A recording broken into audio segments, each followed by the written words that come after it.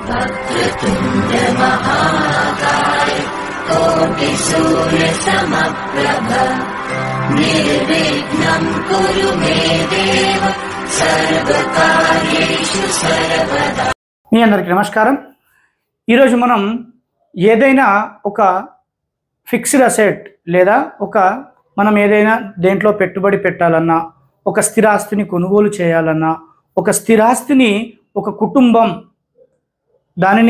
దాని ద్వారా రిటర్న్స్ అంటే ఏదైతే ఒక బిజినెస్లో పెట్టుబడి పెట్టిన తర్వాత దాని ఫలితాలు దీర్ఘకాలికంలో ఫలితాలు అనుకున్న దానికన్నా లేదా అనుకున్నట్టు వచ్చిన ఫలితం ఏదైతే ఉంటుందో లాభమో ఏదో మీరు అనుకుంటారో అది రావాలి అని అనుకుంటే ఏదైనా పనిని మంచి సమయంలో మంచి కాలంలో చేస్తూ ఉండాలి.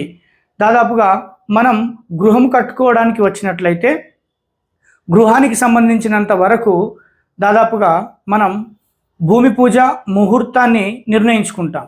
అయితే ఈ భూమి పూజ ముహూర్తం ఏదైతే ఉంటుందో దాదాపుగా ఇటీవల కాలంలో ఆధునిక యుగంలో ఇలాంటివి పట్టించుకునే పద్ధతి అనేది కోల్పోయాం. ఎందుకోసం అంటే కోకొల్లలుగా సొంత పైత్య సిద్ధాంతాలతో నిర్ణయించుకుంటున్నాం. అదొక పద్ధతి మన దేశంలో మన రాష్ట్రంలో బాగా అలవాటు పడిపోయాము. అయితే ఇక్కడ ఏదైతే నేను దానికి సంబంధించిన ఒక శ్లోకాన్ని రాయడం జరిగింది. 15వ శతాబ్దంలో అప్పుడు ఎవరైతే జీవించి ఉన్నారో వారు రాసిన వారు ఏదైతే పొందుపరిచారో వారు ఏదైతే సేకరించారో వారికన్నా పురాతన కాలమైనవి సేకరించి వాటిని దాదాపుగా ఆ రోజుల్లో ఉన్న రాజులకి వాటిని సమర్పించారు. అలాంటి ఒక వాస్తు శాస్త్రానికి సంబంధించిన ఒక విధానంలో ముహూర్తం నిజంగా గృహానికి అవసరమా అని చూసుకున్నట్లయితే అక్కడ అంశంలో ఈ శ్లోకాలు అనేవి అవైలబుల్ ఉన్నాయి. నేను లాస్ట్ టైం కూడా శ్లోకం చెప్పకుండా మీకు చెప్పాను ఒక ముహూర్తం ఏ విధంగా ఉండాలి. అసలు ముహూర్తం లేకుండా మీరు ఎంత మంచి ప్లాన్ అన్నా తెచ్చుకోండి. స్థాపత్య విధం కానీ, మానసార కానీ, మయమతం కానీ, సనత్ కుమార్ కానీ, నారద వాస్తు శాస్త్రం కానీ, మీరు ఏదైనా ప్లాన్ తెచ్చుకోండి. గుడ్ టైం మంచి సమయం లేదా భూమి పూజ ముహూర్తానికి సంబంధించిన ముహూర్తం అనేది తెచ్చుకోనట్లయితే మీరు తెచ్చుకున్న ప్లాన్ ప్రారంభించే మంచి సమయం కాకపోవడంతో అది మీకు మంచి రిజల్ట్ ఇవ్వదు. సో ఇక్కడ చూడండి, నేను దాని ఎక్కడైతే పేరు కూడా రాశాను, మీరు అక్కడ వెళ్ళి మీరు చూడొచ్చు. సో నేను మీకు 2 minutesలో ఎక్స్ప్లెయిన్ చేస్తాను. సిద్ధ్యై గృహారంభ శాంతి వృద్ధా యథోదితే మాసి బలక్షపక్షే.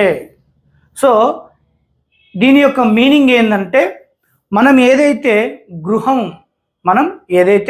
గృహాన్ని ఒక పర్టిక్యులర్ మాసంలో ప్రారంభించాలి అని అనుకున్నట్లయితే ఆ మాసము బాగుండాలి. మరియు ఆ మాసంలో ఒక మాసాన్ని 2 పక్షాలుగా విభజించారు. ఒకటి శుక్లపక్షము, ఒకటి కృష్ణపక్షము.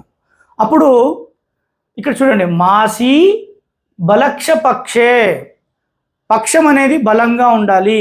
ఆ పక్షంలో ఎవరు బలంగా ఉండాలి? చంద్రుడు బలంగా ఉండాలి. అప్పుడు శుక్లపక్షంలో చంద్రుడు బలంగా ఉంటాడు. నెక్స్ట్ శాశంక వీర్యే సుదినే నిమిత్తే శుభే రవౌ సౌమ్యగతే ప్రవేశ. ఇక్కడ చూడండి, మనకు దాదాపుగా ఒక గుడ్ టైంని నిర్ణయించుకున్నప్పుడు ఆ గుడ్ టైంలో ఏమేమి ఉండాలి అని వివరణ తీసుకున్నట్లయితే ఈ రెండో వాక్యం మీకు రెండో సెంటెన్స్ ఏమని చెప్తుందంటే దాదాపుగా ఫస్ట్ సెంటెన్స్లో ఏమేం బాగుండాలి? మాసము, పక్షము. ఇప్పుడు దీంతో పాటు ఏం బాగుండాలి? మంచి రోజులు ఉండాలి. నెక్స్ట్ శశాంక్య వీరే సుదినే నిమిత్తే. ఇక్కడ చూడండి ఏముండాలి? మళ్ళా మంచి శకునం ఉండాలి. మంచి శకునం ఉండాలి. శకునం అంటే నేను మీకు ఎక్స్ప్లెయిన్ చేస్తాను. నిమిత్తే శుభే రవౌ. ఇక్కడ చూడండి, శుభే రవౌ. రవి ఏ స్థితిలో బలంగా ఉంటాడు? సౌమ్యగతే ప్రవేశ ఉత్తరాయణం. ఆయనం అని అనుకోవాలి మనం, కామన్ పేరు ఆయనం. ఉత్తరాయణము దక్షిణాయనం, ఒక సంవత్సరాన్ని 2 భాగాలు విభజించాము. సో రవి ఉత్తరాయణంలో ఉంటే సౌమ్యగతే ప్రవేశ. అప్పుడు మీకు ఈ గృహారంభ, ఏదైతే భూమి పూజ, ఏదైతే గృహానికి ఆరంభానికి ఏదైతే మంచి ముహూర్తం ఉంటుందో ఆ ముహూర్తంలో ఏ అంశాలు ఉన్నాయో ఆ అంశాలని ఖచ్చితంగా పాటించాలి. ఇప్పుడు చూద్దాం. ఈ పక్షంలో ఖచ్చితంగా శుక్లపక్షంలో చంద్రుడు ఇప్పుడు బలంగా ఉంటాడు, శుక్లపక్షంలో మాత్రమే. కనుక ఇక చూడండి, శాశాంక వీర్యే సుదినే సుదినే నిమిత్తే శుభే. ఇప్పుడు దాదాపుగా ఒక మంచి శకునము, లేదా దానికి ఆల్టర్నేట్గా తిథి అనుకోవచ్చు మనము, లేదా సమయంలో ఏర్పడే మార్పులకి ఇచ్చిన పేరు అనుకోవచ్చు. సో ఇవన్నీ కూడా రోజులు కూడా మంచిగా ఉండాలి. రోజులు దాదాపుగా ఏవి మంచిగా ఉంటాయి? ఒక స్టాండర్డ్గా చూసుకుంటే సోమవారం, బుధవారం, గురువారం, శుక్రవారం. ఈ రోజులు తప్పిస్తే మిగతా రోజులు భూమి పూజ ముహూర్తానికి రాకూడదు. సో మంచి శకునము అనుకోవాలి, తిథి అనుకోవాలి. రోజులో ఏదైతే సమయం ఉంటుందో దాంట్లో విభజించిన తర్వాత వచ్చే నామధేయాలు ఏవైతే ఉంటాయో వాటిని కూడా మనం పేర్కొనవచ్చు. నెక్స్ట్, రవి దేంట్లో ఉండాలి? రవౌ సౌమ్యగతే ప్రవేశ.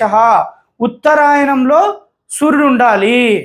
అయితే అలాంటి ముహూర్తమే భూమి పూజ ముహూర్తానికి, గృహ నిర్మాణ ఆరంభానికి అలాంటి ముహూర్తం ఉంటేనే నెక్స్ట్ స్టెప్గా మీరు తెచ్చుకున్న వాస్తు ప్లాన్ కూడా పూర్వకాలపు పద్ధతులు పాటించి ఇచ్చిన వాస్తు ప్లానే మీకు ఫలితాన్ని కలిగిస్తుంది.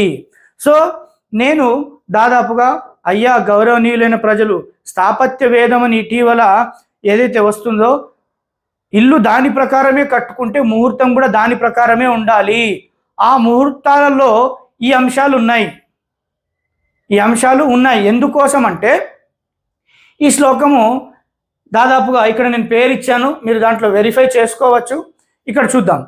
దాదాపుగా ఈ శ్లోకము 15వ శతాబ్దంలో దాదాపుగా అప్పుడు లభ్యమైన పురాతన కాలంలో మనకు ఉన్న శాస్త్రాలు ఏవైతే ఉన్నాయో ముహూర్తాన్ని నిర్ణయించడానికి ఒక శుభకార్యానికి, ఒక పూజకు ఇలా విధాలుగా విభజించడం జరిగింది కార్యక్రమాలని. వాటికి సంబంధించిన సమయాన్ని కూడా విభజించడం జరిగింది. ఒక పూజకి ఒక ముహూర్తం, ఒక పెళ్లికి ఒక ముహూర్తం, ఒక గృహ నిర్మాణానికి ఒక ముహూర్తం, ఇలా రకరకాలుగా దానిని సెక్టార్స్గా విభజించారు, భాగాలుగా. ఇప్పుడు 15వ శతాబ్దంలో ఆయనకు దొరికిన ఏవైతే ఆధారాలు ఉన్నాయో ఆ ఆధారాలని 15వ శతాబ్దంలో పొందుపరిచి భారతదేశంలో ఎక్కడో ఏదో రాజవంశంలో లేదా రాజవంశం నుండి ఇంకెక్కడికో ఏదైతే విధానాలలో ఈ శ్లోకాలు ఆ గ్రంథంలో ఇవ్వడం జరిగింది. అక్కడ ఏం రాసింది ఉందంటే, పురాతన కాలంలో ఎన్నో దాదాపుగా 15వ శతాబ్దానికంటే ముందు కూడా ఈ పద్ధతినే పాటించారు. ఒక గృహ నిర్మాణానికి, గృహ ఆరంభానికి సంబంధించిన ముహూర్తం తీయడానికి. సో ఇలా ఈ పద్ధతులని పాటించి మీరు ముహూర్తం తీసుకున్నట్లయితే సంవత్సరానికి ఎన్ని ముహూర్తాలు వస్తాయి అనే ప్రశ్న వస్తుంది. ముహూర్తం కరెక్ట్ లేకుండా మీరు తెచ్చుకున్న ప్లాన్తో ఇల్లు కట్టుకుంటే మీకు ఫలితం రాదు. సో ముహూర్తం అనేదే చాలా ఇంపార్టెంట్. సో వాస్తు ప్లాన్ ఇచ్చిన వ్యక్తే ముహూర్తం ఇవ్వాలి. నిర్మాణానికి సంబంధించిన ప్రణాళిక ఎవరైతే ఇస్తారో ఆ ప్రణాళికకు తగ్గట్టుగా శుభ సమయాన్ని ఆయనే నిర్ణయించాలి. అంతేగాని ఇటీవల ఏం జరుగుతుందో మీకు తెలుసు. సో దయచేసి ముహూర్తం చాలా పకడ్బందీగా మీరు తీసుకునే విధంగా నిర్ణయం తీసుకోవాలి. అప్పుడే మీకు ఫలితం అనేది రావడం జరుగుతుంది. పురాతన పద్ధతులని పాటించండి దయచేసి, అవి మాత్రమే మీకు ఫలితాలను ఇస్తాయి. సో ఇప్పుడు దీనికి సంబంధించిన ఏదైతే ముహూర్తం అని మనం చెప్పడం జరిగిందో, నెక్స్ట్ వీడియోలో అసలు గృహం ఎప్పుడు నిర్మించుకోవాలి, ఎప్పుడు నిర్మించుకోరాదు, ఏ యొక్క రాశిలో సూర్యుడు ఉంటే ఏ యొక్క దిశ వైపు గృహాన్ని నిర్మించుకోవాలి, మరియు తూర్పు పడమరలు ఒక దిశ, ఉత్తర దక్షిణాలు ఒక దిశలు, ఈ విధంగా ఏ దిశలో ఉన్న గృహాన్ని సూర్యుడు ఏ రాశిలో ప్రవేశించినప్పుడు, ఏ మాసంలో ఉన్నప్పుడు, ఏ ఆయనంలో ఉన్నప్పుడు అసలు నిర్మించుకోవచ్చా, నిర్మించుకోరాదా, ఈ ఎపిసోడ్లని మనం నెక్స్ట్ రిలీజ్ చేసే ఎపిసోడ్లో నేను టెలికాస్ట్ చేస్తున్నాను. మీరందరూ దయచేసి ఇన్ఫర్మేషన్ని తెలుసుకొని మీది మీరుగా చైతన్యం అయితే మిమ్మల్ని భయపెట్టిచ్చేసి వీడియోల్లో మిమ్మల్ని ఏదో చేసి అదైతే ఇదైతే చెప్పే వ్యక్తుల నుంచి మీరు చైతన్యం కావచ్చు. ధన్యవాదాలు.